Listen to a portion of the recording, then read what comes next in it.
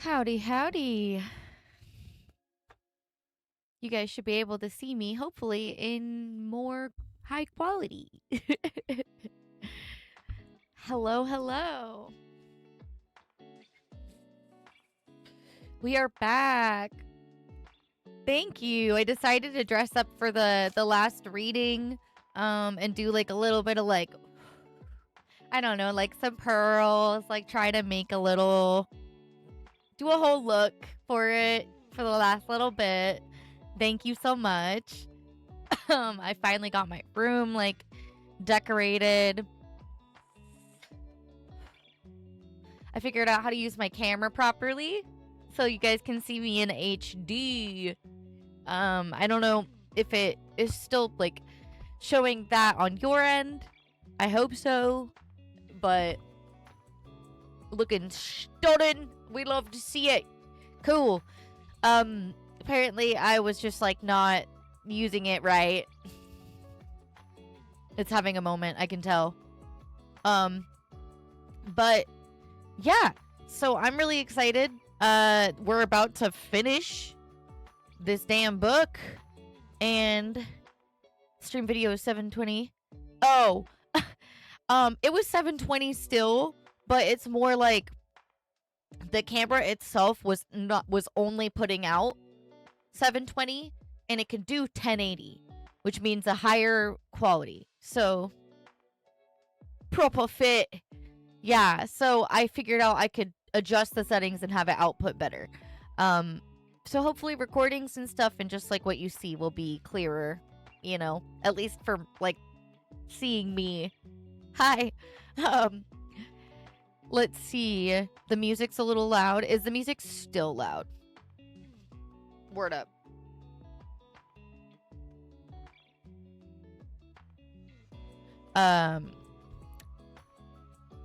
It's so hard. Thank you. I appreciate you telling me because the leveling can be so difficult. I really wish I could hear better or just like visually see what it sounds like for you guys. I don't know. Something. But yeah, we did do a little bit of themed makeup today.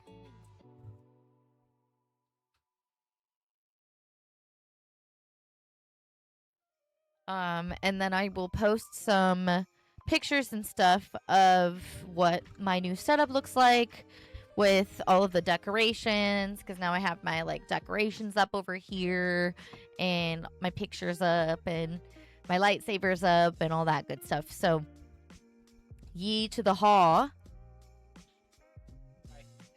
Hi, baby. Technically we have 3 chapters left just because we technically read till 26. Squonk is gonna be relaxing tonight, so I'm gonna be doing the main reading and talking and all that good stuff. But Squonk will still be here. Make sure you send them some love.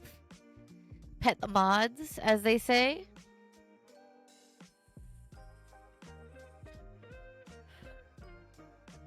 But I will be doing most of the reading tonight. All of the reading and finishing up tonight. Which also means I need to recap everything and actually recollect what just happened.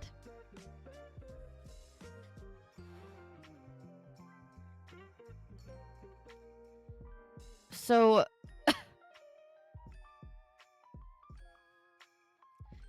they basically got can you hear the alerts? Because I can't.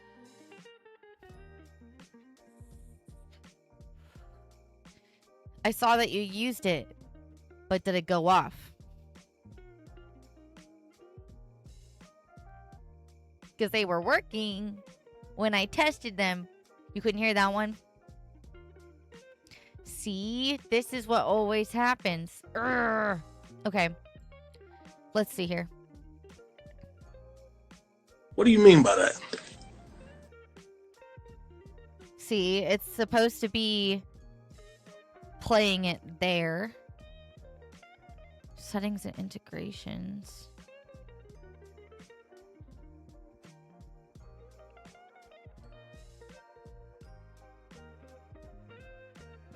That's so confusing. Okay.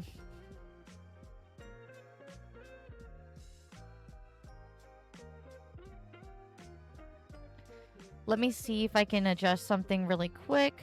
I'm sorry that this is happening. It's really annoying.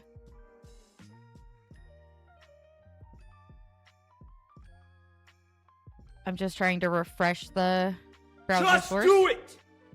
And I definitely can't hear it. I can't hear it. It's not playing it properly. So I'm gonna noodle it. Full screen browser source. Let's see if that works better.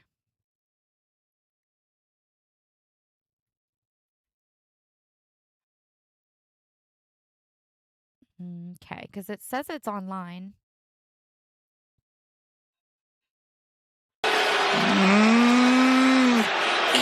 Oh god, I can see them playing loud as fuck. Jesus. Okay, well, if they're playing for you, that's good. But that one was very... I just turned it down. I turned the sound alerts down manually. Sorry, that was so loud.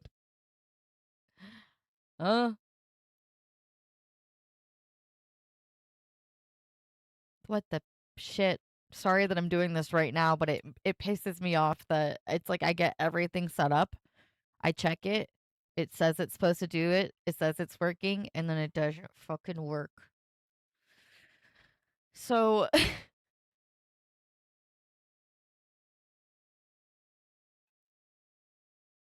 let's see. I'm gonna try something. We hear it when you do it, but not ours. See, that's what and I'm not even hearing it then, but you should be hearing it anyways.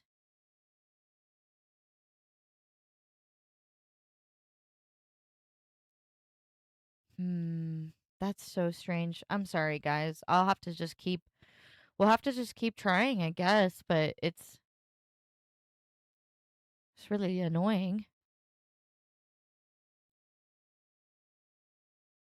I can try to reset it or like refresh it too, but This is the way. like what?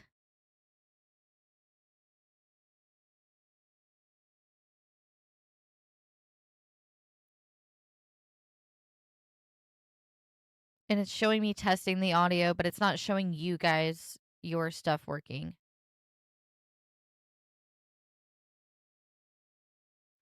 Okay, well, might have some tips. Yeah, at least, yeah. And it could be just something I'm not connecting correctly, but it's supposed to work like this and it was previously working. So I just kind of feel like I have bad luck for some reason.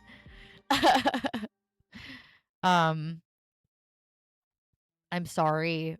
I got them all set. I spent hours and hours and hours getting these all set up for you guys. So I'll get it figured out, I guess, at some point. I stayed up till like 2 a.m. 3 actually. But I'll figure it out. I don't know why. See, and it even said just use 0 currency to play, just do it. And Blurp even connected on that one. Yeah, something ain't working right. Yeah. I mean, and it's because you have to do so much individual like programming for it to show up on, like, you can set all of these customized things, which are cool, but it's like also you have to do all this customization stuff, and yeah. So maybe I'll even just have to be testing it out and do a random stream this week at some point. If you just see me pop on and I'm just testing shit, that's why, I guess, because Blurp, it's showing up even like, what the fuck? Yeah, I don't know. this is the life of being a streamer too. Like, just you do so much shit, and then it's like, guess what? It's not gonna work. So that's what it is. Today has been kind of a crazy day. I was just putzing around all day, being super. Yeah, I probably will end up needing your help for sure. So that we can test it on both ends so that it works, like, not just for me, essentially, you know? But found out today that I got approved for a competition to be on the cover of Playboy magazine. I don't expect to win anything, but I am stoked that I was even approved, and I had to get everything ready last minute to do that. But it's really cool. Hopefully I'll make it through a couple rounds and it'll be fun, and maybe, like, we'll see what happens. But if you want to vote for me, you get one free vote. I don't know if it's like a free vote once every day kind of thing. I really don't know. I wish it told me more stuff about it, but you probably can vote every round. The link for it is in the Discord server, as well as on my Instagram, Julie Smallbeans on Instagram. So you can vote for me to be first chronically ill cutie on Playboy magazine, and also win a cash prize, which is pretty amazing. We'll see, right? But a girl can dream, a girl can shoot for the moon and possibly land among the stars one day, you know? So yeah. Well, let's get to it. I've been killing enough time and keeping you from getting our book finished, so let's switch over to our sounds. So a lot was going down. We were basically, I'm just like going through these and trying to make sure. There was a confrontation with Shade. They ended up getting him captured and taken by the ranger to the ranger station, and he's in a shark cage. They start questioning him. They they bring him in for to be identified. They bring Ty in, and Gemma's like hiding, you know. And the ranger is a little wuss and runs away so that they don't even get to have like him around while this questioning and stuff is happening. And then Gemma gets up in Shade's business, and Shade basically uses Gemma as leverage. He grabs her, pulls her into the cage, is threatening to crush her throat and kill her, and saying, "You have to go get the keys from the ranger and whatever, or I'm gonna kill her." And so then obviously they are like fighting him. He tells the ranger what's going on. The ranger's like, "Fuck you, I don't care." Gemma somehow gets the keys, and then they get away. Sorry, I'm trying to remember everything. Blood seep through the bandage. Yeah. So like, it got fucking intense as hell. This was a shorter chapter. He got out, I believe, right? And so they were also able to see and confirm that, like, he has a dark gift. He can change his fucking physical shape from, like, being dark to, like, a mirror, invisible, as bright as light. Like, he can change himself to look like all kinds of different things.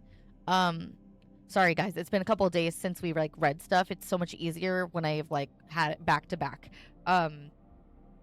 And we also like we learned within, I think, this last one that Ty is a dark gift, and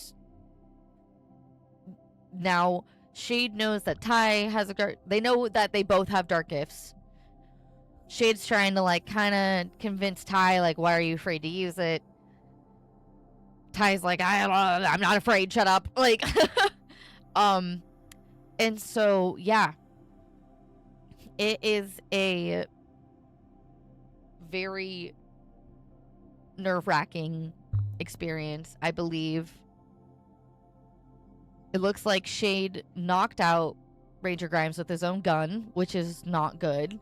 And I believe that we are, like, in the... Shade's gotten out. They're trying to escape without running back into Shade. They're trying to deal with the situation. Everything's going crazy style, crazy mode right now.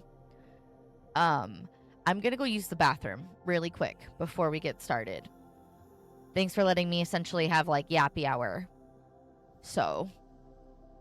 let me see here.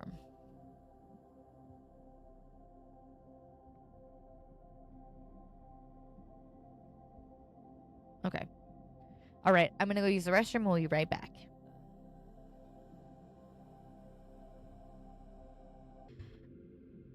Okay. Let's do this, you guys. Take a drink of my drink.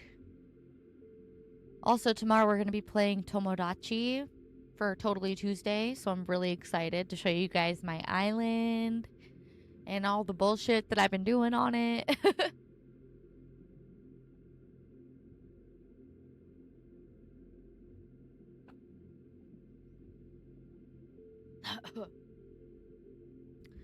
Excuse me. Okay. Oh yeah, let me put the markers in here too for people who are just lurking or whatever.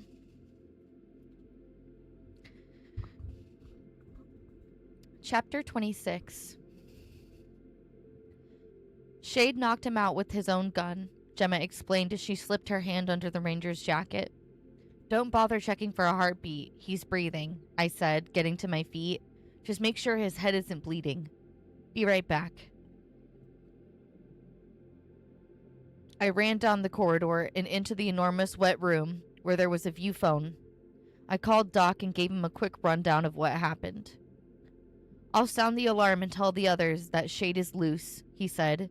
Stay with Grimes. I'll be right there. By the time I ran back down the passage, Grimes had not only woken up but was struggling to stand. Let go of me, he snarled at Gemma, who was trying to hold him down. You're hurt, she said. Doc is on the way down, I told him. He should take a look at your head. That was a bad blow.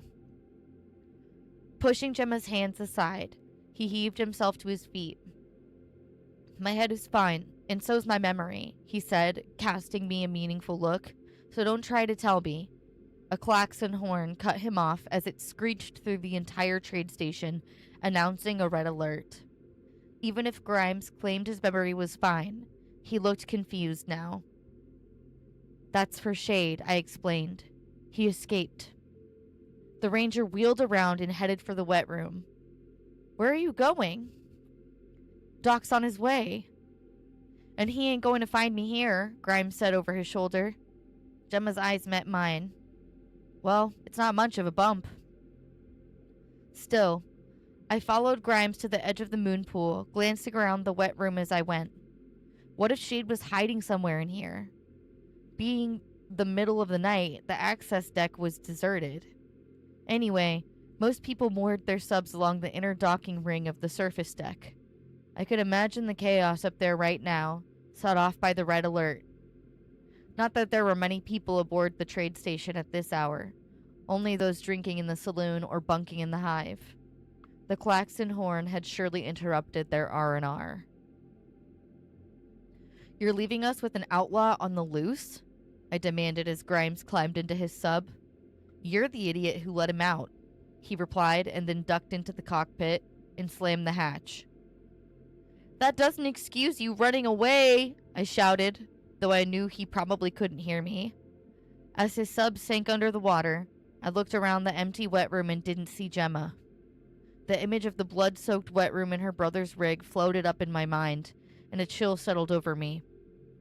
I hoped Gemma had returned to the surface deck and joined my parents. When I finally made it to the dining hall, I found Hewitt and our families there. Ma rushed over to me.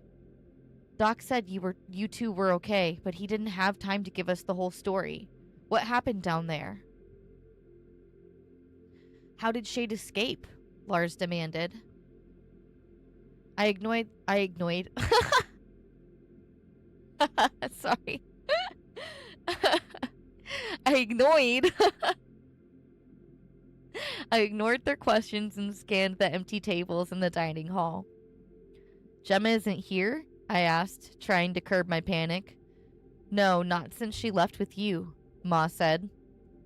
Behind us, the door swung open, and Jibby entered. I've never seen a place clear out so fast. Raj barged right in behind him. Who's left? Lars asked.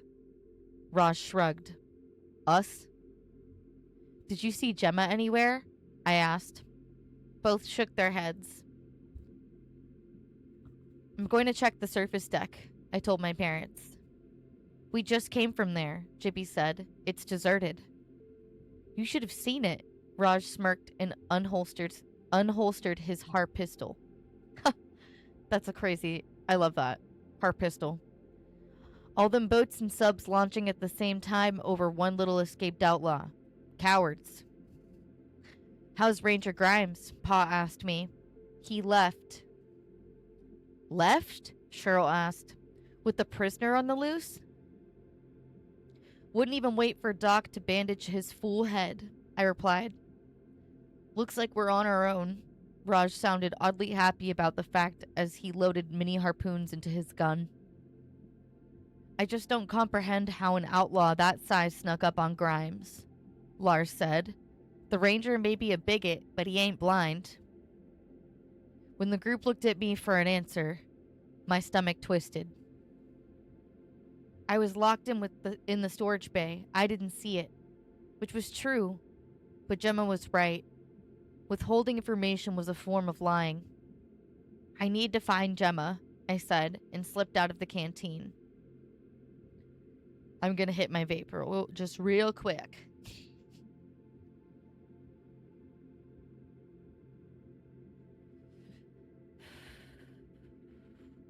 Damn, y'all. He should have clocked that Gemma was with him as soon as he left.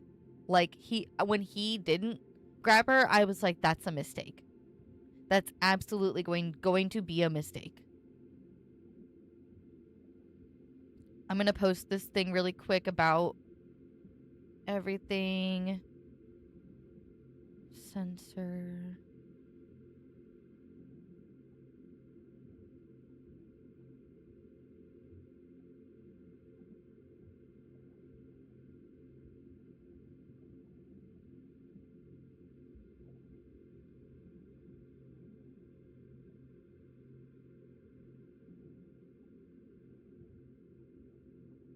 Okay. I'm hitting my pen some more. I'm sorry, you guys. I'm trying to post more stuff for that competition. And plug my votes so that I can be, hopefully, first in my group. Which would be honestly amazing. Right now, I'm apparently second in my group, which is so cool. And I am just continuing to try to promote that and get that out so that hopefully, maybe, I could be on the cover of Playboy, which is crazy. Insane. Absolutely crazy. Truly. What the fuck? Like,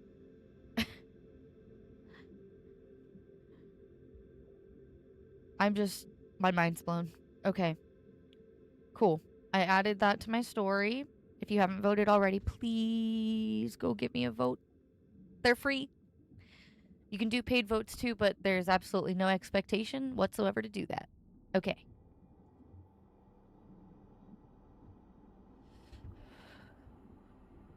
I need to find Gemma, I said, and slipped out of the canteen. I raced down the corridor only to turn the corner and see the elevator doors closing. I pounded the call button.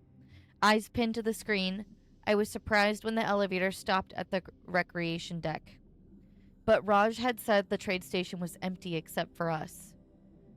When the elevator finally returned, I saw the name on the adult ID card jammed into the slot and knew exactly who'd gone into the saloon, even if I didn't know why. The card belonged to one Ranger Matt Grimes. Nice. Gemma had pickpocketed an unconscious man. The moment I stepped onto the catwalk, I spotted Gemma 3 stories down, pacing the saloon floor. The whole place was dark and deserted, though half-full tankards littered the tables and seaweed cigars smoldered in the ashtrays.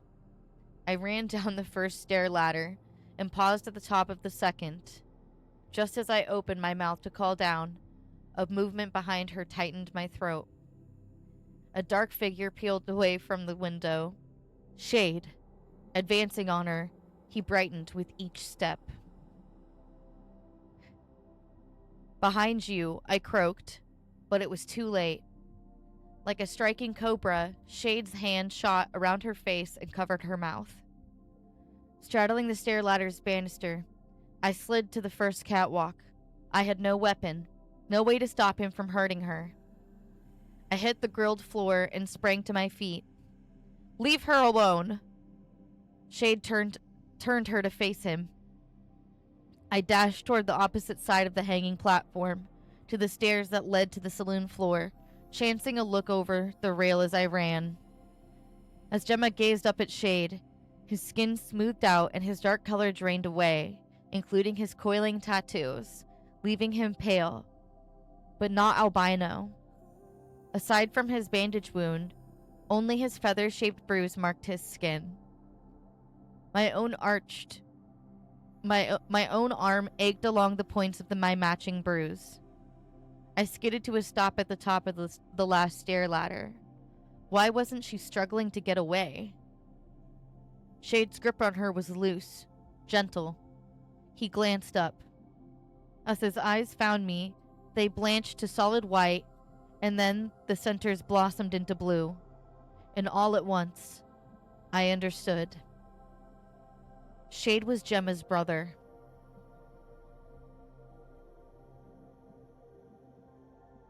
Oh my god! That was not what I was expecting at all! Oh, fuck. Ha! Yeah, me too! Also, Wayne, welcome in. Thank you for being here. Oh my gosh. Insane.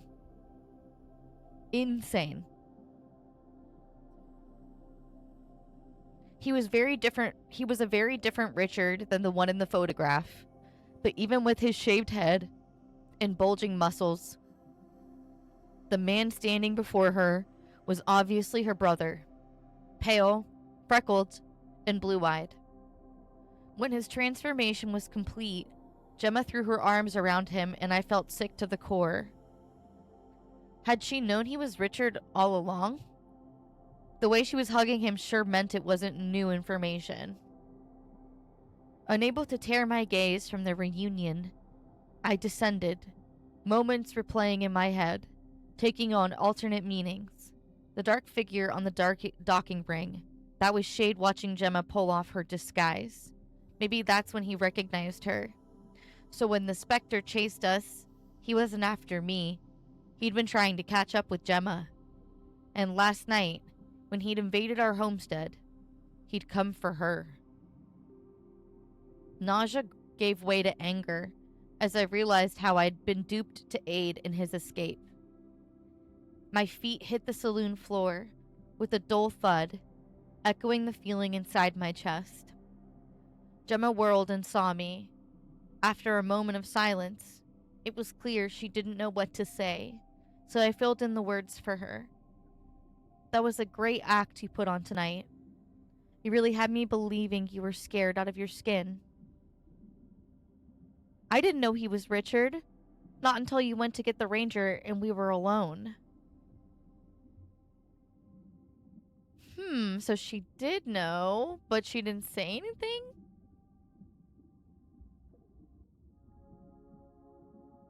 It's the brow, the eyebrow. Right. Yeah, I'm not liking that. Bad vibes. Right, I said, even though there was nothing right about any of it. How could I have known? She asked, and then turned to Shade. Why didn't you tell me who you were last night? I wanted to get you alone. The rest of the world thinks I'm dead. He shot me a hard look. And it better stay that way.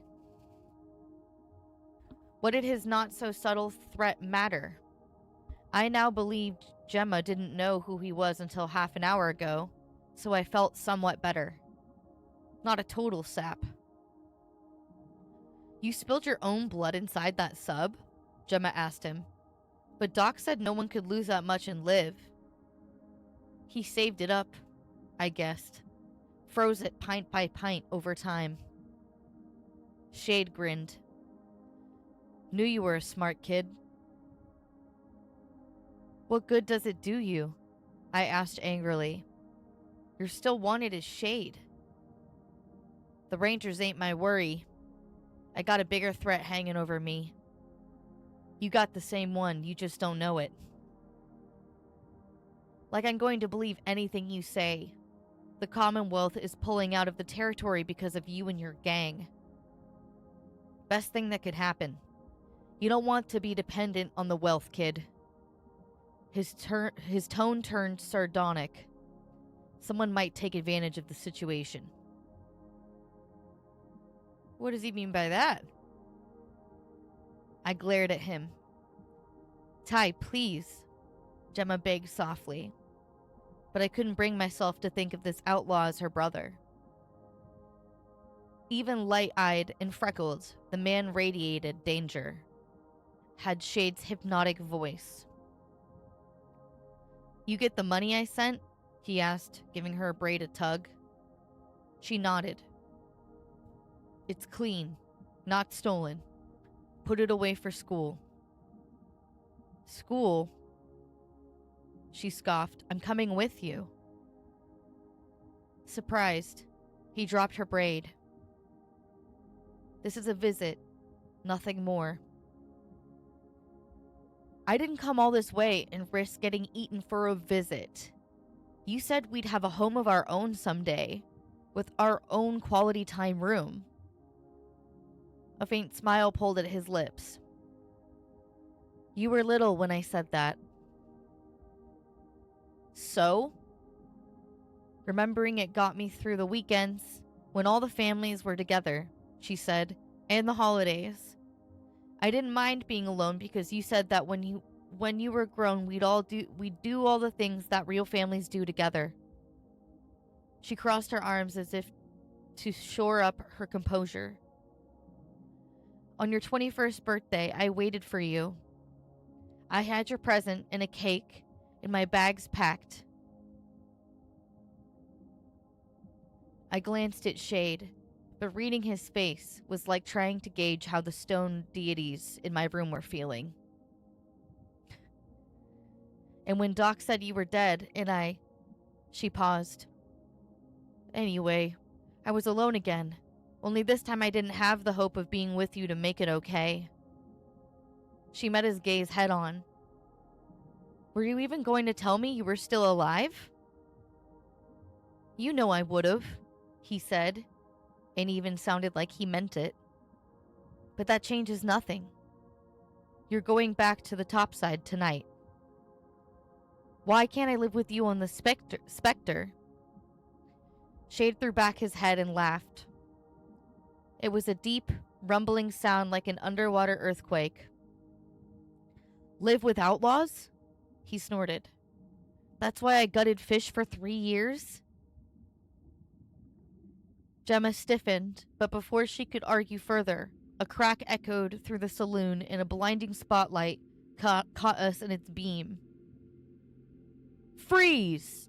Commanded a voice from above as boots clanged on the ladder. Whirling, Shade raced for the window while another spotlight snapped on and followed him. Positioned on the first catwalk, the beam was so bright it was impossible to tell who held it. "Look at him!" someone shouted as Shade's skin turned translucent green. Though he blended with the window behind him, the spotlight brought out his contours and kept him from disappearing entirely. The second light found him and illuminated his lower half, encased in dark pants. Storming forward, Shade lifted a bar table and threw it at the man on the stairs, who was holding one of the spotlights. With a cry, the man dropped the light and jumped out of the way, landing with a thud. Shade toward him, darkening as he went. The beam of the other spotlight chased him across the saloon as he knocked aside tables and kicked over chairs. The man on the floor screamed as his harpistol flew from his hand, snatched by a nearly invisible fist. Shade paused over the prone man. "Lars." A deadly sharp harpoon punctured the top of a metal bar table, sending me and Gemma scooting back. "Stop shooting!" a voice bellowed from the first catwalk. A familiar voice. Although the person was no more than a shadow on the first catwalk, I knew it was Doc. "Jibby, your wild shots are going to sink us," another voice barked. "Raj." There weren't rangers here to arrest Shade. These were men I knew. With a running leap, Shade climbed a vertical strut. Hand over hand he went, with Lars' pistol tucked into the waistband of his pants. When he reached the first catwalk, he flipped over the railing, illuminated by the spotlight. He advanced toward the second stair ladder, blanching with each step until his skin glowed ivory white and his eyes burned red. "Move," he growled, putting a foot on the bottom rung. Still holding the spotlight, Jibby backed off fast. "You're not going anywhere," Raj yelled down, taking aim with his harpistol. The spotlight's beam caught Shade on the stair ladder, making him the perfect target. "Stop them," Gemma clutched my arm. "They'll listen to you." I shrugged off her hand. "He might be your brother, but he's still an outlaw. He deserves to go to jail." Halfway up the second ladder, Shade lost his footing, crumpling as if he'd been shot in the gut. Doc stepped into the light, holding an air gun used to administer vaccines, but now it was probably loaded with some tranquilizer. Feet scrabbling for the rungs, Shade clung to the ladder with one hand and reached for the pistol in his waistband with the other, only to twist as if he'd been punched in the shoulder by an invisible fist. His grip loosened, finger by finger, and he fell onto the lower catwalk, making the entire structure swing dangerously. Gemma sprinted across the saloon until she was underneath the spot where Shade was lying. Her face was tear-streaked, and she was breathing hard, but she said nothing as she stared up at him. "Geez, you were right, Doc," Lars said, amazed. He got to his feet near Gemma. "How did you know she would lead us to Shade?" Disgust rose like bile in my throat. Doc had known all along that Shade was Richard Strayed, and he'd let Gemma think her brother was dead, even though he knew we'd seen Shade alive in the saloon hours earlier. As Shade rolled to his side, his skin danced with light as if his nervous system had gone haywire. "He's doing it again," Raj said, banging down the stairs.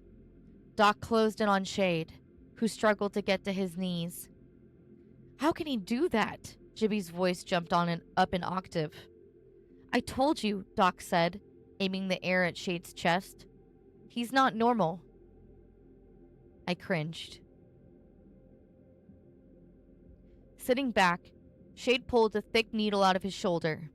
"Surprised you're back in the ocean, Doc, seeing as last time didn't go so well," he said. "Destroyed your reputation, right?" Doc shot another needle into him, like a silver shard. It glinted between Shade's ribs, but he only smirked. Still sore about your hands. At least I didn't cut them off. Never mind the fact that your bro literally sunk Hewitt's family home and is responsible for the almost ruin of the PV family. But no, Gemma sees the stand-up guy you always knew. No, literally. And it's like the entire settlement and like Ty's family and like all of the people that live down there. Hello, like in the beautiful place that she saw and is like, wow, like I actually kind of want to stay here. This is beautiful and amazing.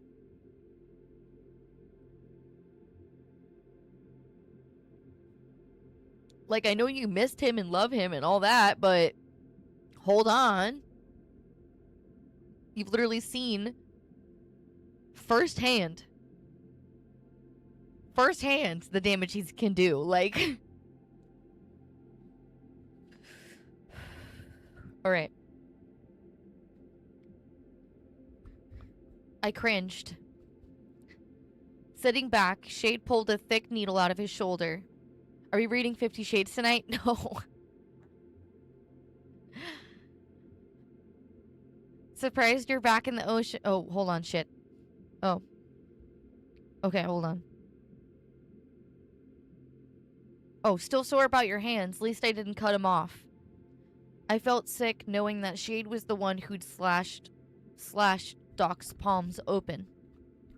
Raj kicked the outlaw onto his stomach. The needle flew from Shade's grip, rolled across the catwalk, and fell through a crack. Gemma jumped aside as it pinged on the saloon floor.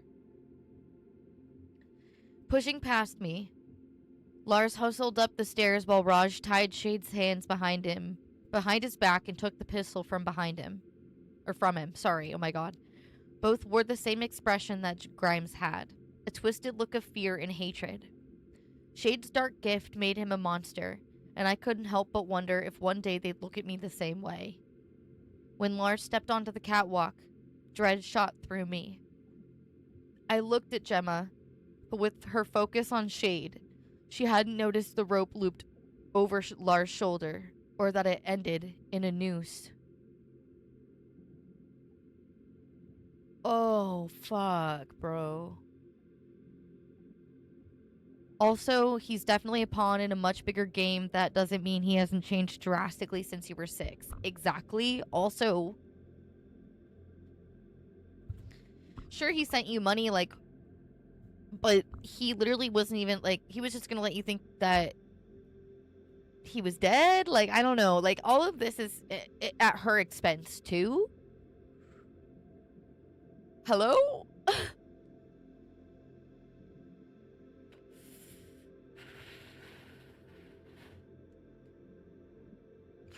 Yeah. They're gonna Wild West his fucking ass for sure, bro. Oh my god. I'm stressing.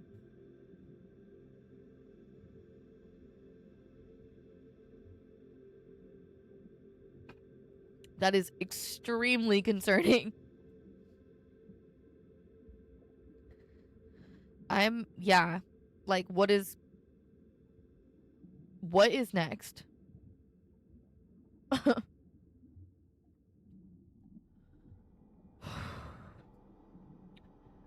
Okay.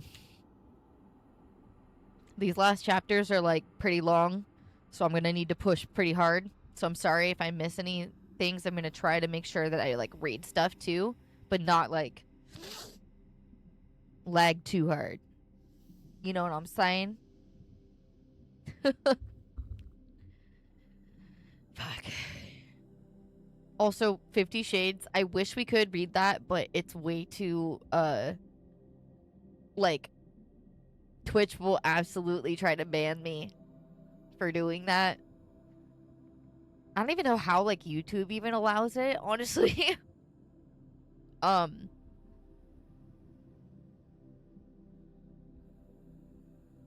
don't know, like, if it'll do that for other books like that, but I think 50 Shades has so much in it that it would, like, just get flagged for graphic content or some shit. So I think we could do a fun reading night of doing it in our Discord server as, like, a whole thing, and people can do their different impressions, and that would be fun. Like, I do want to do that. That sounds awesome. Kind of want to make it a whole thing. Okay. On kick? Oh my god. No, I don't want to go on kick. Ew. That's where they, like, allow gambling and shit? Yeah, no. I'm okay. I'm okay. Okay.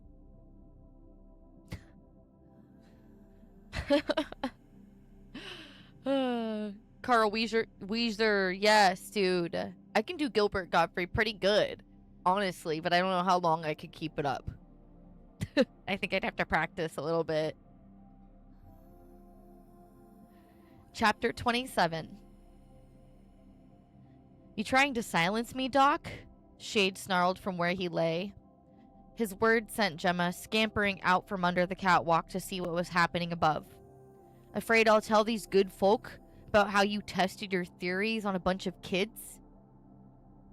Juvenile delinquents with criminal records, Doc retorted, nodding to Lars, who threw the rope to Raj. Still doesn't make it right. Okay. Shade rose to his knees, though his hands were tied behind his back. Orphans, all wards of the wealth. His skin rippled, turning blood red. Got to experiment on us all you wanted. No one to interfere. Shut up, Doc gestured impatiently, and Raj sent one end of the rope sailing into the air where it looped over a steel crossbeam that ran underneath the second catwalk. I tore up the stair ladder, shouting, "You can't do this," even though the ever-present pain in my ribs was a sharp reminder of what Shade was capable of.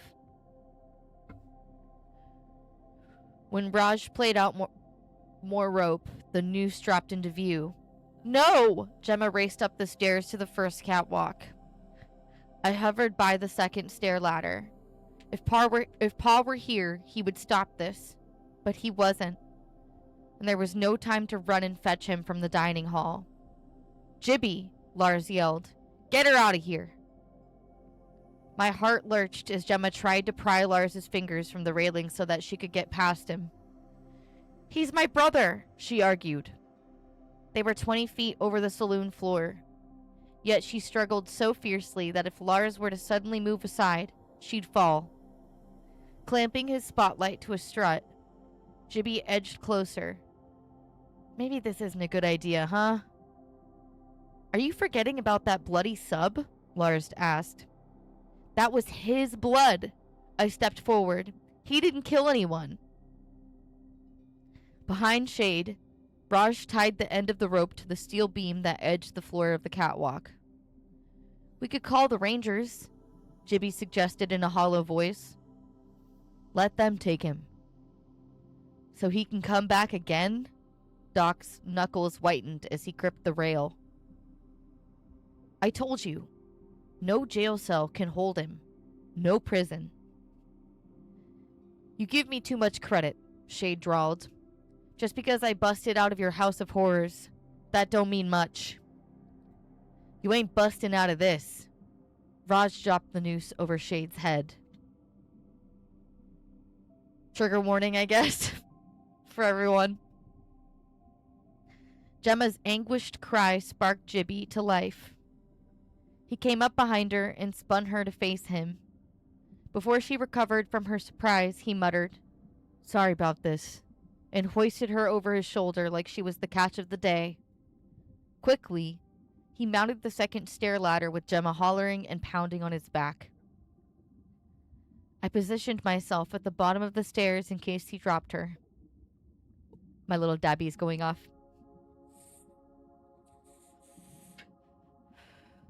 I need it for this.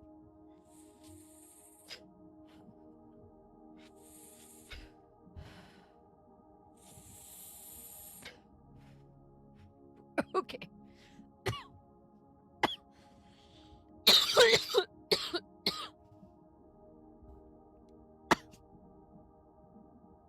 I positioned myself at the bottom of the stairs in case he dropped her.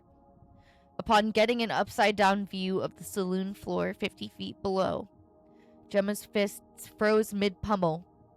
Ty! Stop them! She reached back towards Gibby's shoulder.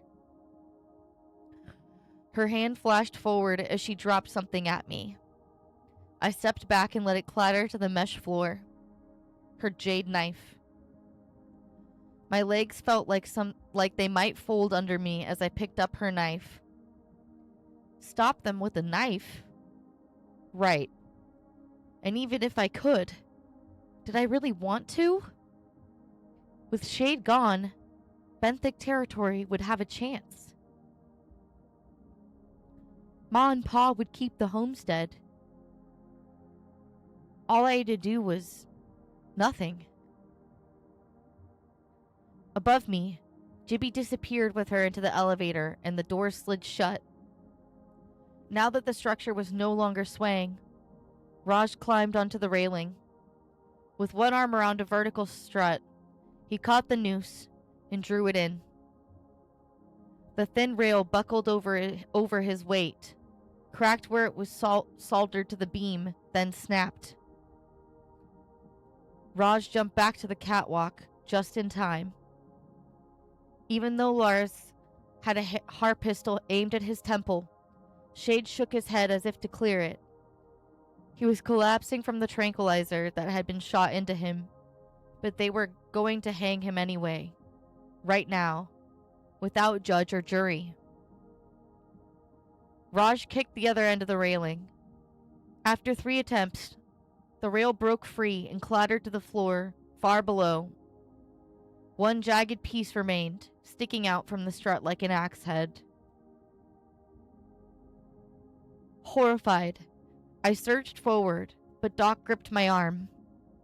We're doing this for the good of the territory, Ty. To keep it going. You want your own homestead, right? I did. But not like this. Raj circled behind Shade, and he lifted his boot. The reality of it collapsed on me. He was going to kick Shade off. In the split second that his boot swung back, I jerked out of Doc's hold and sprang between Shade and the edge of the catwalk. Ty, move! Raj bellowed.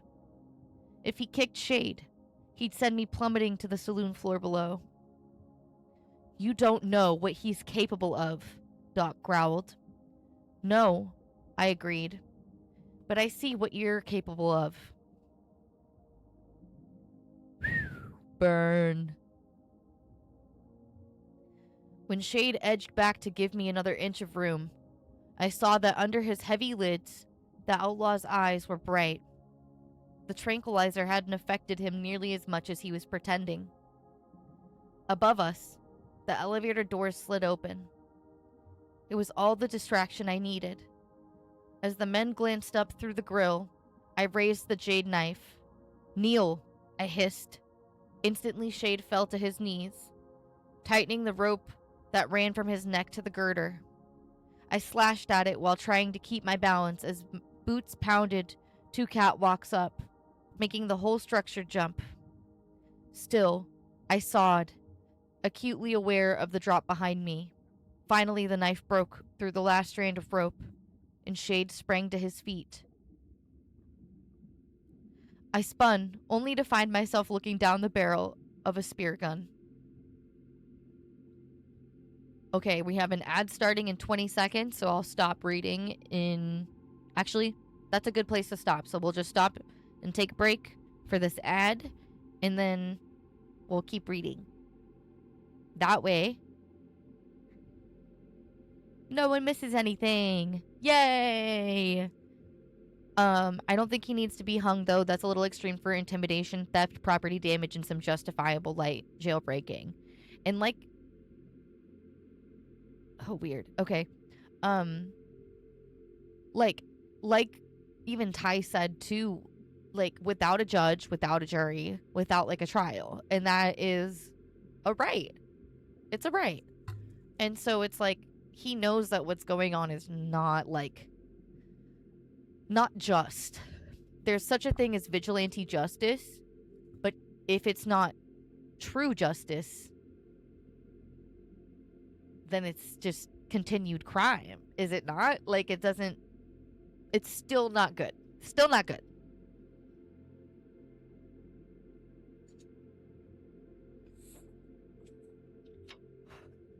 Not good at all. All right.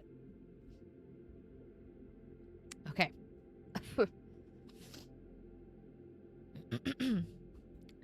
Step aside, Ty, Doc commanded. Beside him stood Raj and Lars, their expressions suddenly worried. Bring down a judge and I will. I glanced back to see Shade step through his arms so that his hands were now tied in front of him. Son, do what Doc says before you get hurt, Lars said, sounding anxious. If he were like any other outlaw, Doc took aim at Shade. We could go by the book, but he isn't. Gemma appeared at the top of the stair ladder, with Pa and Jibby on either side of her. Others crowded behind them. They wouldn't make it down the 2 stair ladders in time to stop Doc from shooting. That instant, Gemma gasped, and I sensed Shade vanish behind me. I whirled to see that he'd fallen. He'd jumped. Now he detangled from the jagged stub of railing still attached to the vertical strut. Writhing, he used the metal sharp edge to saw through the rope binding his hands. Move! Doc shoved me aside, aiming the spear gun at Shade, who twisted in the air just below us. I took a deep breath and said loudly, I have a dark gift. Are you going to take away my rights? My admission rang through the saloon. All movement stopped. Ma and Pa froze on the stairs with Zoe and Hewitt clambering down behind them. The posse, men I'd known all my life, stared at me. And so did Doc, except that his look was triumphant. Probably because he'd finally gotten me to admit what he'd suspected all along. With a loud snap, the rope binding Shade's wrists broke and he dropped to the floor. Everyone raced down the stairs to the saloon except me. I wrapped a leg around the strut and slid down, beating them all. By the time I hit the floor, Shade was nowhere to be seen. My parents were the first settlers onto the floor, and their expressions were stricken. I knew it, Ma said. She looked to Pa. I told you it didn't go away. Why didn't you say you couldn't do it anymore? Pa asked me. The other settlers gathered around my parents. Hewitt and Zoe, too. You would have given up the homestead, I said. Ma looked close to tears. It's just a house. The ocean is my home. Ty, Pa said. Living down here isn't worth it if... There's nothing wrong with me. I'm like any other kid except I have this gift. Behind me, someone clapped, slow and steady. I turned to see Shade, the translucent dark green version, leaning against the window where he must have been all along, hidden against the backdrop of the sea. Zoe pulled herself from Pa's grasp and ran to stand next to me. She faced the settlers. I have a dark gift too, she said. I can electrocute people. She pointed proudly at Shade. I shocked him. Hewitt slunk forward, looking reluctant, but he took a place next to Zoe. I have one too. Lars frowned. What? I'm a genius, Hewitt mumbled. His paw snorted.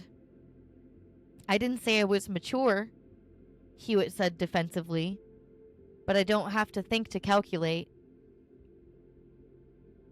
That makes you a numbers whiz, honey, Cheryl said soothingly. Lots of people have that gift.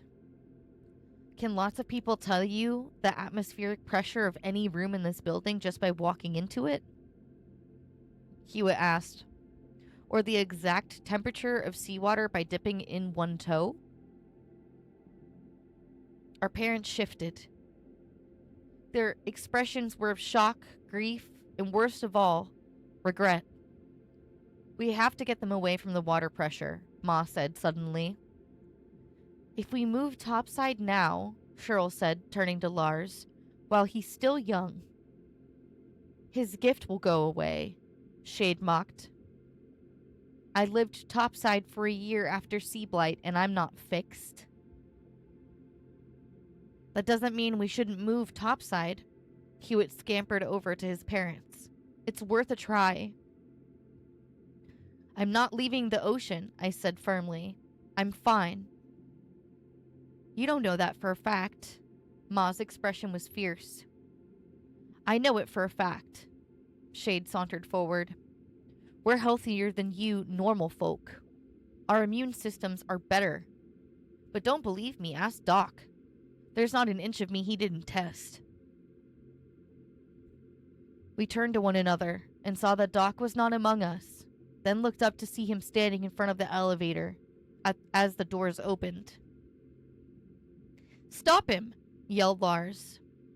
Gemma was the only one who hadn't left the catwalk after my big announcement. As the others pounded up the first ladder, she finished scaling the second one and ran for the third.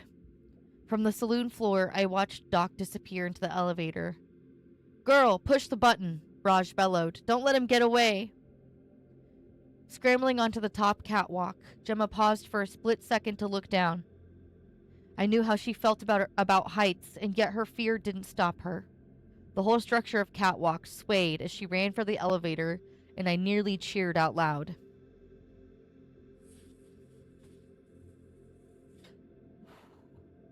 Hand outstretched, she flung herself toward the call button, but Doc stepped out long enough to seize her by the wrist and drag her into the elevator with him. No! I shouted, but the door slid shut with Gemma trapped inside.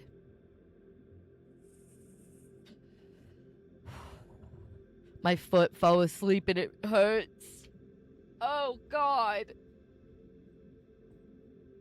Oh, if you see things shaking, it's me smacking my foot on the ground. Wiggling my toes like crazy. The others continued their ascent, but I didn't join them. They'd have to wait for the elevator to return before they could take it down to the access deck. And I was sure that's where Doc was headed, to escape in a sub. I felt Shade's gaze on me. Know a faster way? He asked. Service duct. I pointed at a hatch in the center shaft. When he bolted for the hatch and slammed the button to open it, I followed right behind. As I climbed down the ladder inside the narrow duct, I heard him kick open the hatch at the bottom and clamber out.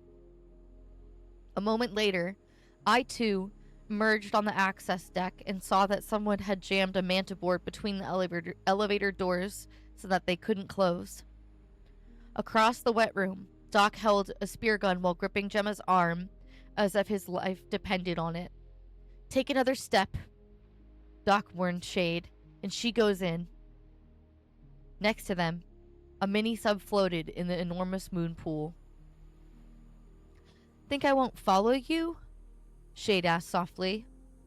This is the last sub, Doc replied, training the spear gun on him. Circling in place, I saw that it was true. The vehicle hold was empty. And this is the last of the liquigen. Doc jerked his head toward the empty slots in the wall. Shoving Gemma down the ladder onto the moon pool's submerged ledge, he took the liquigen pack from under his arm and punctured it with the harpoon loaded in his gun. With a hiss, foam bubbled out. He flung the pack into the moon pool, where it floated, sputtering out its contents. Before I go, let's get one thing straight, he said, glaring at Shade. Living subsea messed up your brain, not me. I just tried to figure out why. Left no stone unturned, Shade agreed. Must have really burned you up after being so thorough to get into the wealth scapegoat and called a fraud. Ignoring him, Doc tossed aside the sub's hitching line. Shouldn't have written that article, Doc. Shade chided mockingly. You know you can't buck the wealth. He must have hit a raw spot because Doc shot him a hostile look. Everything in that article was true. But you couldn't prove it. Shade's tattoos writhed across his back like Medusa's snakes. Not after your evidence escaped. Get in. Doc shoved Gemma onto the mini-sub's bumper. Arms windmilling, she caught her balance, then scampered up the hole and shimmied into the open hatch. That's why you came back to Benthic territory? To collect new evidence? Shade pointed at me. Show the world you were right? My fingers grew numb as all the blood in my body went toward fueling my brain so that I could comprehend Shade's words. I was the reason Doc came sub-sea, so he could prove his theory about dark gifts. I'm not an orphan, I sputtered. My parents wouldn't let anyone use me like that. Maybe they wouldn't have had a say, Shade speculated. How were you going to get around them, Doc? Bet you had a plan. The numb feeling climbed my limbs and nearly stopped my heart. Is that why you called my parents negligent today? I demanded. So you could take them to court and have them declared unfit? Doc's gaze jumped to me for only a second, but I saw a world of guilt in his glance. Shade must have caught it too because he snorted with contempt. Don't take it personally, kid. Doc's got a reputation to restore. Shut up, Doc snarled. Keeping the spear gun trained on Shade, he leapt onto the mini-sub's bumper, only to have it bobble under his feet. Through the sub's viewport, I spotted Gemma studying the control panel with a determined expression. She shoved the joystick forward, and the sub took off, sinking as it went. The sudden propulsion sent Doc tumbling backward, and with a thunderous splash, he hit the water. As he floundered, the mini-sub banged into the far side of the moon pool, and I ran the length of the room to help her, but Gemma didn't seem to need my help. She stood on her seat and hoisted herself out the hatch as seawater poured in around her, filling the cockpit. Just as the sub sank beneath the surface, Gemma leapt from the rim of the hatch of the submerged ledge. I got there in time to offer her a hand up to the wet room floor, and then heard a splash behind me. Turning, I saw Shade skid along the submerged ledge toward Doc, who frantically backstroked away from the ladder. Most of the boys can't sleep, Shade murmured as he circled to head off Doc, who was swimming for another ladder. And when they do, they wake up screaming. Even now. Every time they shut their eyes, you're there, with your needles and scalpels. Growing desperate, Doc swung the spear gun off his back. He side-stroked for the ledge again, aiming the gun with one hand. Take the shot, Shade taunted, opening his arms wide. Only chance you got. Doc fired, missing Shade by inches. The outlaw didn't even flinch, just tisked over the lost opportunity. Doc's movements were slowing. Soon he'd be too cold to tread water. Leaping to my feet, I snatched a long pole from the wall and headed back to help him. But Shade with his tattoos, winding up his arms, blocked me. He's about to go under. Really? Despite his cool tone, there was no missing the fury in Shade's eyes. Shame. Doc thrashed for the floating liquigen pack.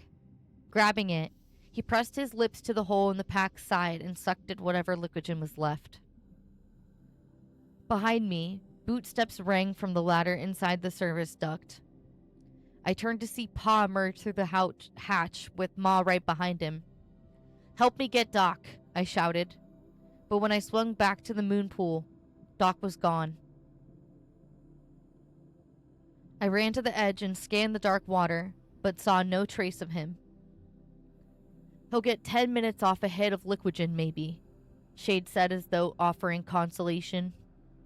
Gemma pressed her forehead to the window, trying to see downward. He can't swim to the surface from here. I followed Shade across the wet room, past the other settlers spilling out the service duct. He'll die. You're welcome. He yanked the half-crushed mantiboard from between the elevator doors and tossed it aside. There's no Liquigen left, Ma called from the restill station. All the slots were empty. We can't dive for him. Pa crossed to the window. The access deck is nearly 200 feet from the surface. He could make it if he swims hard. Pa turned to me. Did Doc fill his lungs all the way? I don't know. I didn't know if there was any Liquigen left in the pack after Doc pierced it. Without fins, he'd have to be one heck of a kicker to get topside, Gibby said. Ma shook her head sadly. His clothes will pull him down. Then we dive for him, Lars said. We try anyway. You think you can hold your breath long enough to find him? Raj scoffed. Good luck. It's not a moot point, Pa said grimly. We can't swim deeper without Liquigen. The pressure would kill us. With a hand, Shade stopped the elevator from closing. A lot of concern for the man who would have turned your kids into lab rats. Tell you what, if I see him out there, I'll haul him aboard. If I see him out there, I'll haul him aboard. Ma frowned. So you can do something worse to him? Aboard what? Pa asked. Shade pointed past us, and we turned to see the specter surfacing in the moon pool.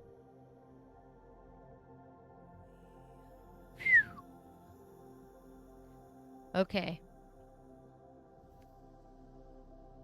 I have to use the restroom really quick, so let's do a real quick break, and then we're going to do chapter 28.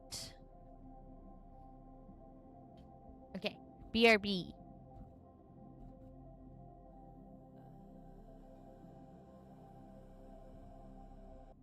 There we go. Thought I clicked it. There we go. Okay. Let's get to it.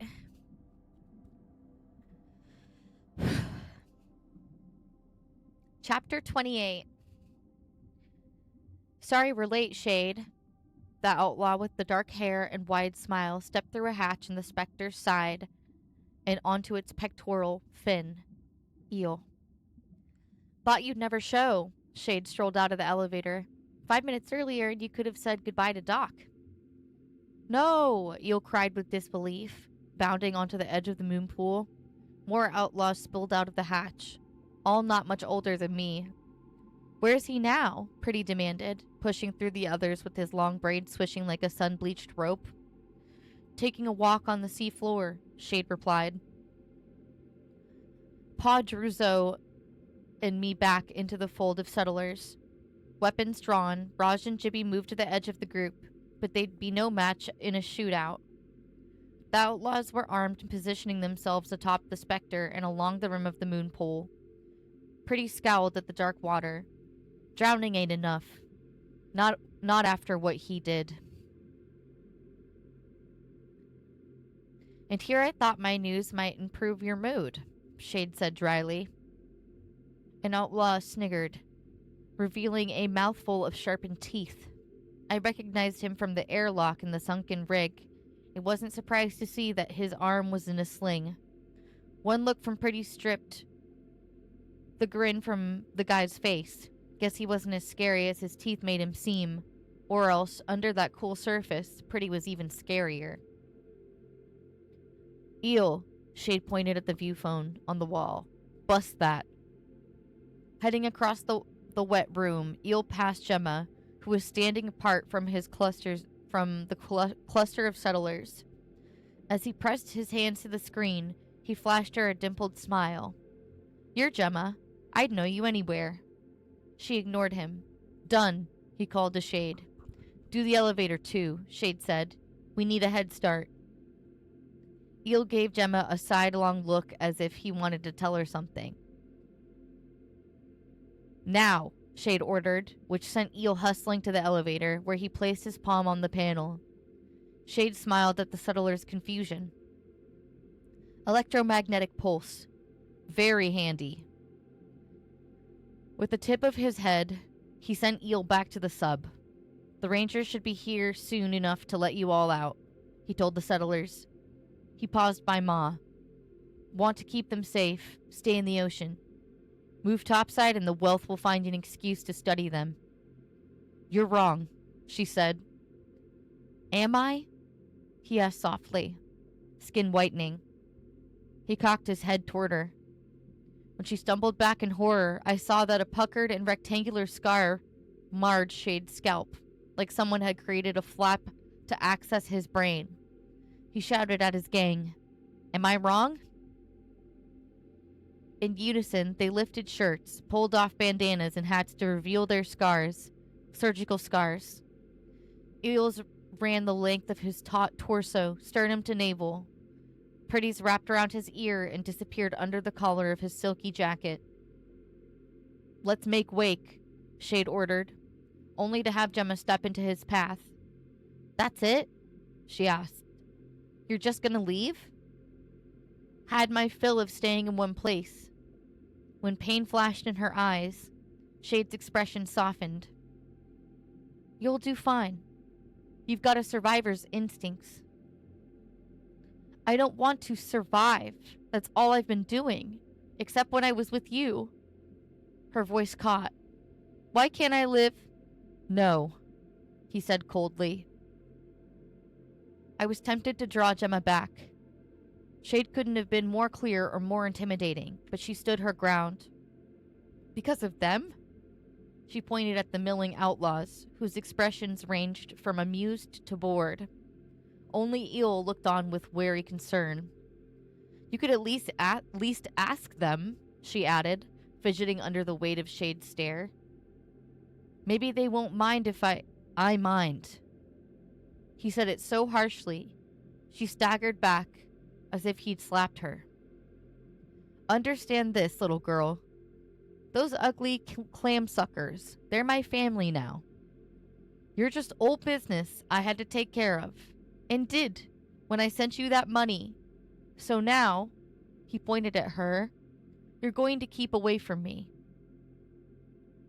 Oh my God. She nodded. Though she kept her eyes down, I glimpsed her stricken expression, and a flash flood of anger rushed through me. Shade had just confirmed Gemma's worst thoughts about herself.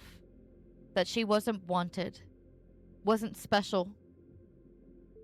He didn't seem to care, as he turned his attention to his gang. You looking to settle here? He asked caustically. At once the outlaws piled into the Spectre, all except for Eel and Pretty, who remained on the sub's pectoral fin. Eel watched Gemma retreat to the far wall until Pretty redirected his attention with a cuff to the head. As they disappeared through the hatch, Shade headed for the moon pool without another word to Gemma, or even a glance.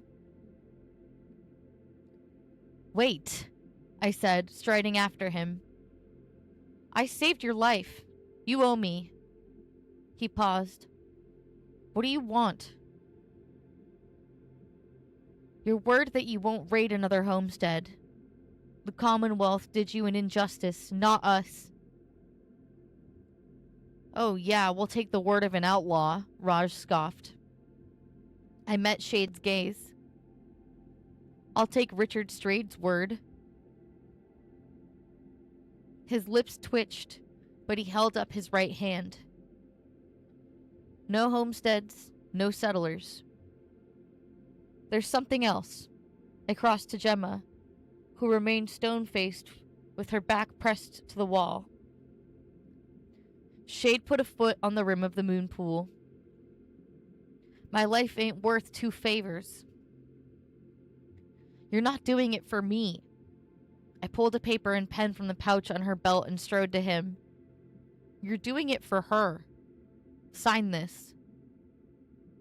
I thrust them at Shade. He didn't move. What is it? An emancipation form. It releases her as a ward of the Commonwealth. When Shade raised his hand, I jerked back, expecting a blow to knock me into a tomorrow. Amusement glittered in his eyes, and he tugged the paper from my fingers. She going to stay with you? He asked as he signed. If she wants. I took back the form. As Shade pounced onto the Spectre's bumper, I checked the signature. Richard Strayed, written extra large. I whirled to show Gemma, but saw that she'd slipped behind a large ruling toolbox as if trying to make herself invisible. Jibby stepped forward. Gemma can live with me. God, fuck you, Jibby. Shut up, Jibby. Shade's black eyes found him, underscored with an even blacker scowl. Jibby shuffled back into the cluster of settlers, muttering, just trying to be a part of the solution. Inside the plexidome, the gang of young outlaws waved, their expressions ironic as Shade slammed the hatch shut behind him. When the Spectre sank beneath the water, Gemma slid down the wall until she was hidden behind the toolbox. Now what? Jibby asked. They really did shut it down, Cheryl said, standing in front of the closed elevator doors. The screen is dark and the screen is dark and the button won't light up. As soon as the Spectre clears the station, Pa said, we get our subs and search for Doc. We all hitched our subs to the inner docking ring, Lars said. With the elevator busted, we can't get to the surface. Ma joined Pa at the window. Grimes said he'd send back a posse of rangers. If they get here soon. Her words rolled off. She and Pa shared a grim look. I found Gemma behind the rolling toolbox with her arms wrapped around her legs. Are you okay? Her eyes pooled with tears as she shook her head. I want to be born into a new family. You don't have to be born into a family to be wanted. Stay here with us. You admitted you have a dark gift. Now all the settlers will leave. That's rude, Gemma. Hey. My throat tightened, but I forced myself to shrug it as though it didn't matter. There won't be any more people like you. She said it like I was some exotic animal on the verge of extinction. You must hate me. That was a far cry from what I was feeling. But she didn't wait for me to reply as she went on. Everyone here must hate me. Your parents, Zoe, Hewitt. Well, maybe not Hewitt. I smiled, though she was clearly serious. But when Hewitt finds out how awful it is on the top side, he'll hate me too. And then I leaned forward and brushed my lips against hers. Oh! Oh, shit! Oh. Oh. Oh.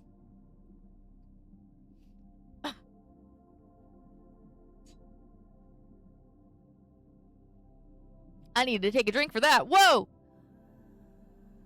Oh my god.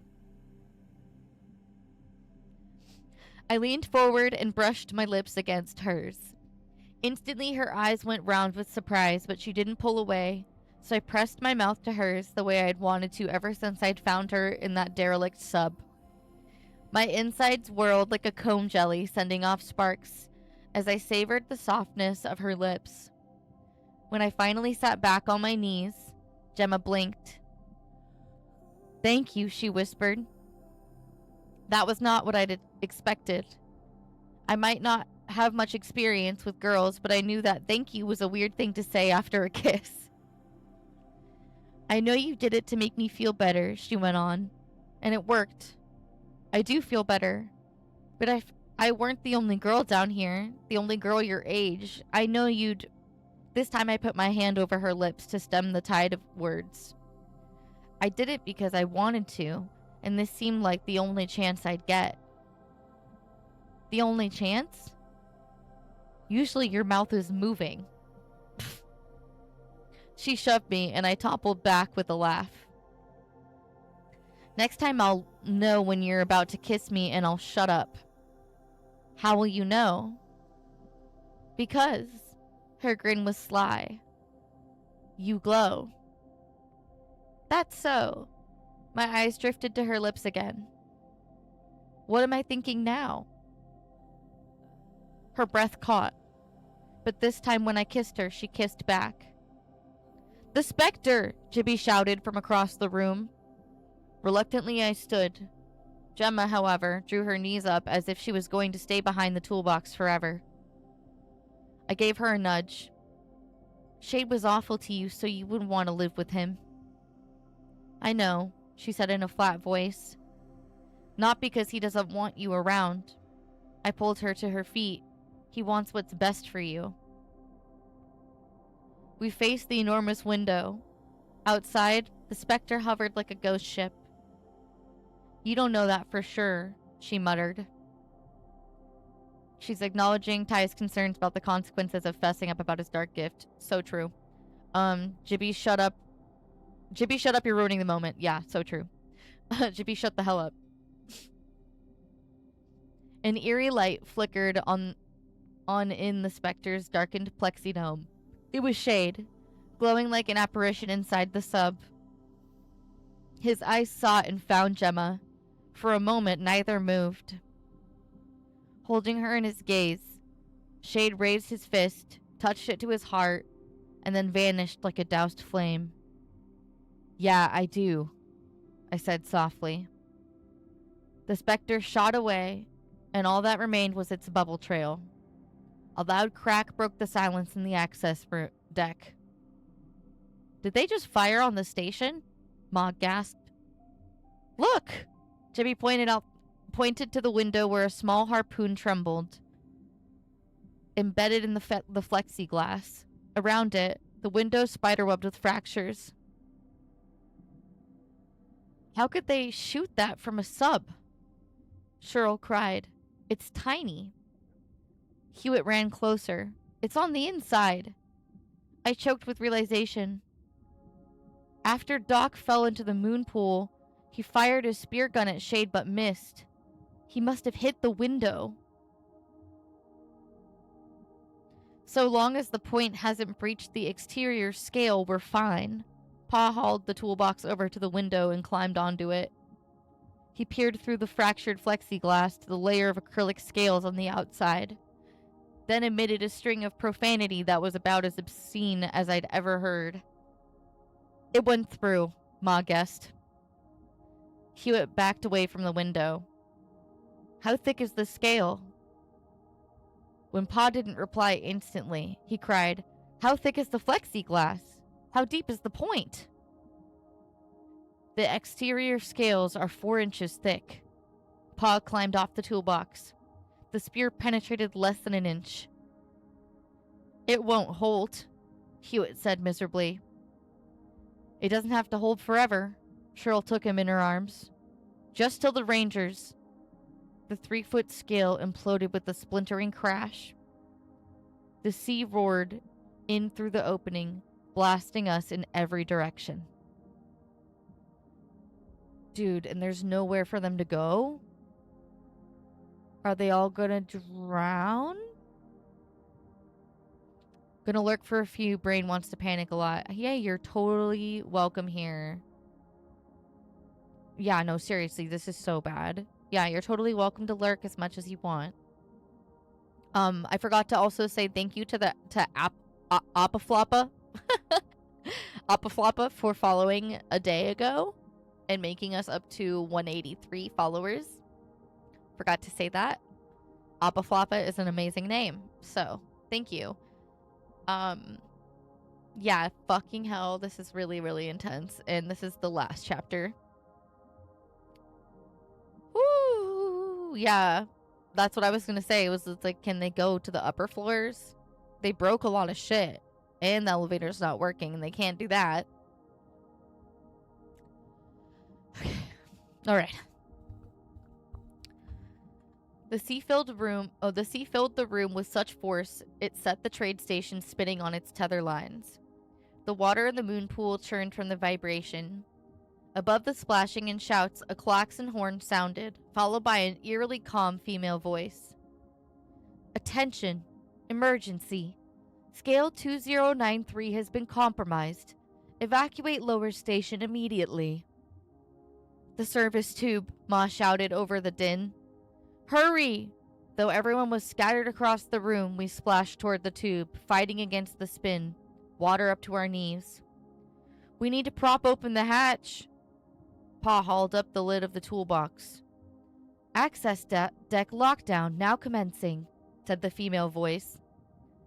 Raj! Pa threw him a crowbar.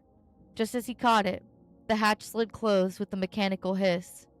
No! Raj slammed the crowbar against the steel-plated hatch. Access deck sealed, the computer announced. The klaxon horn wailed on in demented rhythm as two more streams of seawater burst through new fissures. Then suddenly the trade station jerked to a halt, and everybody stumbled to keep their balance. The station's tether chains were all twisted up. Before I could shout a warning, the chains unwound, starting slowly, then gaining speed as they whipped in the opposite direction.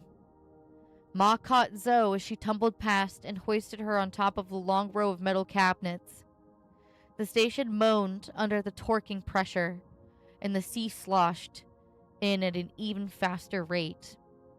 All over the access deck, equipment shattered, sparks flew. The walls shook. Clinging to a pipe, Hewitt muttered numbers to himself, then cried out, The added weight of the water will make the surface deck disengage in 2 minutes and 13 seconds. Fucking Hewitt. Pa splashed through the water, which was now up to his waist. There's gotta be something left. Mantiboards, an aquajet, something. There's nothing, I said. I checked. Not even a pack of liquigen. The lights flickered and failed. The emergency light struggled to kick on, causing an eerie strobe effect. For the first time, I felt a prick of panic. This water is freezing, Gemma said, joining Zoe on top of the row of cabinets. Everyone else clambered up too, except for Pa, who tipped over a cabinet. I realized he was checking to see if it would retain air. But no, it sank. We're going to have to swim for it, Gibby said. Hearing Gemma's gasp, I took her cold hand in mine. We won't leave you behind. Are you crazy? Raj asked Gibby. We're over 100 feet down. Without fins, even I couldn't get to the surface on one breath. Ma eyed the rising water. No one can swim that fast. We have to do something, Hewitt warned. The surface deck is going to disengage in 173 seconds, and then we drown. Even if the others weren't paying attention to Hewitt, I listened and had no doubt that his prediction was dead on. Sirens howled. The station rolled with the weight of the water gushing in. Emergency lights flashed. Ma and Raj were right. No one could swim fast enough to make it to the surface on just one breath. No human, anyway.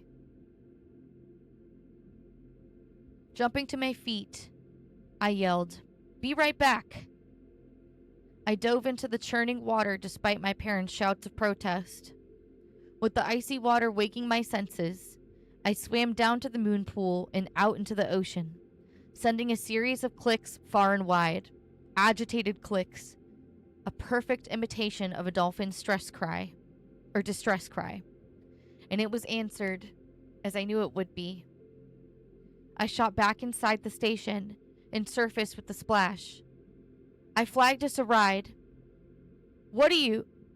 Pa's words rolled off when a dolphin popped up next to me. More dolphins appeared, zipping across the flooded room, clicking excitedly. Ma looked at as if she didn't recognize me. Trust me, I said. Shaken, She nodded. Then suddenly she laughed. Tell us what to do. She sounded as excited as Zoe after her first whale ride. Just hold on tight, I said. Who wants to go first? Zoe's hand shot up. I do. Pa pushed her hand back down. You'll go with me. That big one should be able to handle both of us. Jibby volunteered to be first. When he jumped in, I guided him onto a dolphin. See you topside, Glowstick, he said, smiling nervously. You'll be fine, I assured him. Just let this guy do all the work, I said, giving the dolphin a pat. With his arms around its dorsal fin, Jibby inhaled deeply, and the dolphin dove for the moon pool.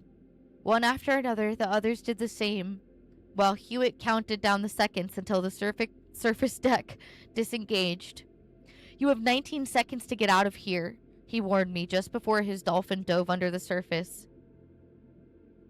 Gemma and I were the only ones left, along with half a dozen dolphins. As she slipped into the water, her whole body trembled. The topside has never looked so good, has it? She asked through chattering teeth. No matter what, don't let go. She hitched her arm around the nearest dolphin's dorsal fin. If I'm still alive after this, promise you'll teach me to swim. You got it. I wanted to kiss her for luck, but my lips were numb. Surface deck disengaging in 5 seconds, the female voice announced out of the blue. Thanks for the heads up, I said, which made Gemma smile. 4, 3, the computer voice quivered as the lower station shuddered. See you on the surface. I chose the biggest dolphin left and took hold of his fin. Gemma gave a scared little laugh and then inhaled deeply. Together our dolphins dove and exited through the moon pool. Side by side we rode upward, following the curve of the lower station until we reached the elevator cable at the top. I directed my dolphin to the outside position. The dolphins without riders shot past us, heading for the surface. I cast out clicks as we climbed the water column. Nothing registered below us except the tremendous mass of the lower station. Clicking to the left, again I received no worrisome signal back. But when I sent clicks upward, what I saw in my mind's eye made no sense. Something clung to the elevator cable about 50 feet above us. No, not something. Someone. Had a settler fallen off his dolphin? Before I had a chance to pull ahead to investigate, the person launched himself from the elevator cable toward us. Arms flailing, the man plunged into view, red-faced and eyes popping. Doc. Oh, your water thing done now? Oh, what? Okay, I guess it just needed to have a moment there. It literally just said like error 404 and I just had to refresh it for some reason. Doc. A second later, he crashed into Gemma, breaking her grip on her dolphin's fin. As she slid down its back, her hand scrabbled for a hold. Are you fucking kidding me? Slay with your computer voice. Thank you! I was trying to make it sound like... good. Oh my god. My dolphin continued powering toward the surface as I reached back, futilely holding out a hand to Gemma, who was just a blur. The bubbles from her struggles were blinded by my sonar. All I could see were the dropping silhouettes against the massive glowing trade station far below. As Gemma slid past her dolphin's pumping tail, its flukes knocked her in the gut. Grab on, I screamed inside my head. And she did, wrapping both arms around the dolphin's tail. She held on tight. Doc tumbled past, swiping at her and managing to snag her foot. He clawed his way up her leg, hand over fist. Gemma kicked and writhed, trying to free herself of his weight. Bubbles erupted from her throat. Her dolphin struggled to pump its tail, while my dolphin climbed higher and higher, leaving them far below. I tried to turn it around with a tug. I tried clicking, but he didn't slow his ascent. Suddenly, another dolphin shot past. Gemma's, without a rider. Twisting back, I threw out my sonar net and saw her plummeting with Doc still clinging to her, her mouth open in a silent scream. I let go of my dolphin and dropped toward the sinking station, but falling wouldn't take me down fast enough. Not when I was racing against Gemma and Doc's combined weight. With the somersault, I swam downward, following their bubble trail. The water was so cold, and my body ached. My dolphin passed me, hitting downward, too. I was slower and dizzy from holding my breath for so long. I searched the water below, throwing out a net of clicks, and sensed my dolphin struggling to push something upward. I stroked down to meet it, my ears popping. It was Gemma, rolling like a rag doll off the dolphin's nose. I reached out and caught her wrist. With my other hand, I took hold of the dolphin's fin once more. Lungs burning, I glanced back at her as the dolphin raced upward. Her face was down, but the way her other hand fluttered behind her unsettled me, so I refocused my attention on the faint traces of light in the water above. Finally, our dolphin crashed through the surface. As a wave carried us upward, a cheer broke out along the docking ring, and the settlers dissolved into whoops, handshakes, and high fives. Too exhausted to swim, I let the dolphin pull me to the ring. Gemma didn't struggle when I twisted her onto her back. Her arms and legs swayed like seaweed in a current. Pa and Lars plunged into the water, standing waist deep on the submerged step that ran around the docking platform. Together they hauled Gemma out of the water and onto the deck. Ma gave me a hand up while Cheryl stood with blankets from the lounge. I collapsed next to Gemma, groaning as my broken ribs hit the hard deck. My teeth chattered and my body shook. Weirdly, she didn't seem to feel the cold at all. She didn't tremble or roll into a ball. Pa peeled back one of her eyelids and shot a look at Ma. "Turn her over," Ma insisted. There was a panicked note in her voice. "The Rangers are on the way," Jibby said, stepping out of the open door from the lounge. Then he saw Gemma. "No!" I struggled to sit up, alarmed by Jibby's tone. Gemma rolled limply under Pa's hands like an octopus dumped from a bucket. Water flowed from her mouth and nose. Ma straddled her, pushing down with both hands in the middle of Gemma's back.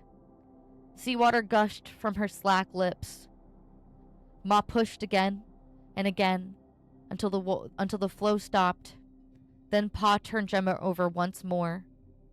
Her skin was waxy white, her chest still. The two of them set to work, Pa pumping her chest, Ma blowing air into her mouth. With a sob, Cheryl turned away, dragging Hewitt with her. How long had she been down? 5 minutes? More? I didn't know. Suddenly, my parents sat back. Giving up. I rolled onto my knees next to Gemma and put my mouth to hers. Her lips were cold and loose under mine. I blew as hard as I could onto her lungs, trying to fill every nook with air. Quickly, I leaned over and pressed my palms to her chest, counting the way I'd been taught. Ma whispered, "Ty." Ignoring her, I breathed into Gemma's mouth again, pumped her chest again. "Come on!" I shouted, but she didn't move. I blew into her mouth until I was lightheaded. When I put my palms on her chest again, Pa put his hands over mine. She was gone. I'd taken too long to find her. I yanked my hands from his and sat back on my heels.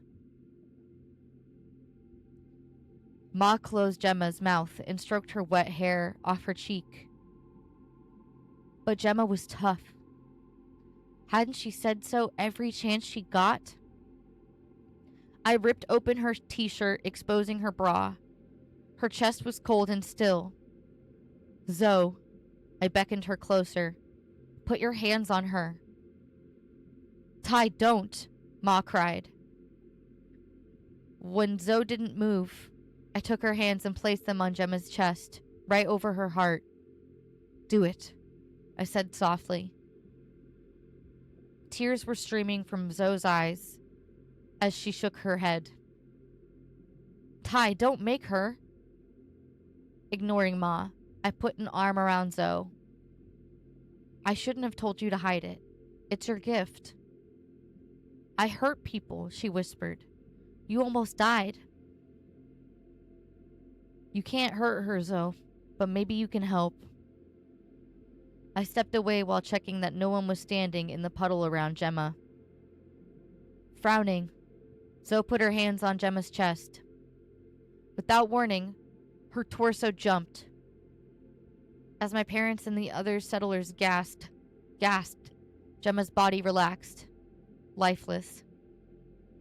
"Try again," I urged. Again, her torso jumped, and again her chest fell, inert. A hush fell over the group. Stricken, Zoe looked up at me. "That's enough," Pa said firmly. "It's over, Ty," Cheryl said gently, putting a hand on my shoulder. Shrugging away from her, I hunkered next to Zoe and repositioned her palms on Gemma's chest. I whirled to the others. "Is that right?" Ma floundered. "Yes, it looks right. Ty, this isn't..." I scrambled back. "Again, Zoe." Sobbing softly, Zoe shocked her again. "Nothing." "No more," Pa said, stepping between us. "She's gone." I turned to argue, to explain that Gemma was tough, but the words curled up in my throat. Struggling to my feet, I saw Hewitt gape at something behind me. I whirled, but Gemma was still laid out on the deck, looking as lifeless as before. And then I saw it. Her hand twitched. "Warm her up!" Ma cried as she dropped to her knees next to Zoe. Cheryl pushed past Pa and took the other side, rubbing Gemma's limbs to get her blood flowing. "Blankets!" she shouted. Instantly, everyone whipped the blankets from their own shoulders and bundled them around Gemma. Kneeling by her head, I put my lips to hers and blew until my lungs were dry. I pulled back to catch my breath, and Gemma coughed, weakly at first. Then suddenly, she came choking and crying back to life. Screams and cheers erupted around us. Zoe fell back with a smile as wide as an ocean trench. Color ebbed into Gemma's cheeks as she lay there, eyes closed, panting weakly. With a trembling hand, I pushed her wet bangs out of her eyes. Her lids fluttered open. More cheering broke out. She blinked at the bunch of us, all crying and grinning like crazy. Crying and grinning like crazy people. As she struggled to rise up, the group rang out with cries of, "No! Stay down! Don't move!" She got as far as her elbows and saw that her shirt was open. Next to her, Zoe looked more like an angel than ever, with her skin shimmering in the last wink of moonlight. Gemma cleared her throat, coughed once more, and stared hard at Zoe. "Did you shock me?" Her voice was a croak. Zoe nodded, beaming. "Don't ever do it again," she commanded, making everyone laugh.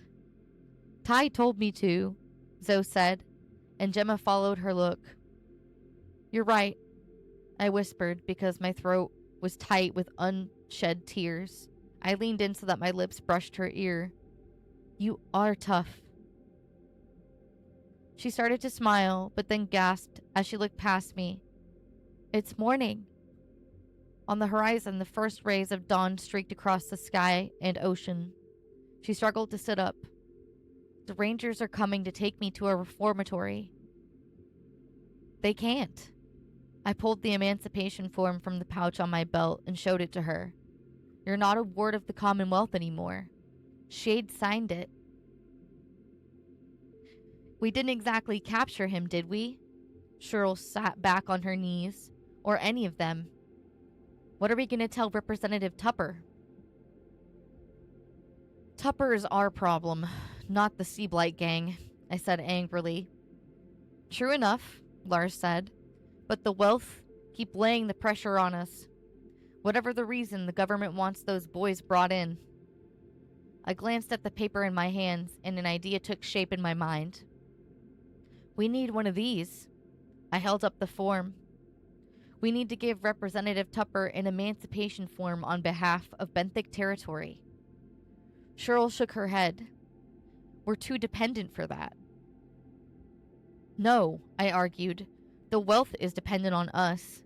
They'd suffer a food shortage if we stopped paying our taxes in crops and fish. Ma caught my enthusiasm. If the government gave us a fair price for our crops, we wouldn't need subsidies. We could afford to buy our supplies from the mainland. The government ain't going to give us anything, Raj scoffed. Look, Jibby shouted. The Rangers. Two wing ships crested the horizon, with their spun aluminum sails catching the light from the rising sun. They skimmed over the waves. I faced the group. That's the point. We don't ask. We tell them that we're self-governing from here on out. Pa smiled. You're sure you're talking about Benthic territory?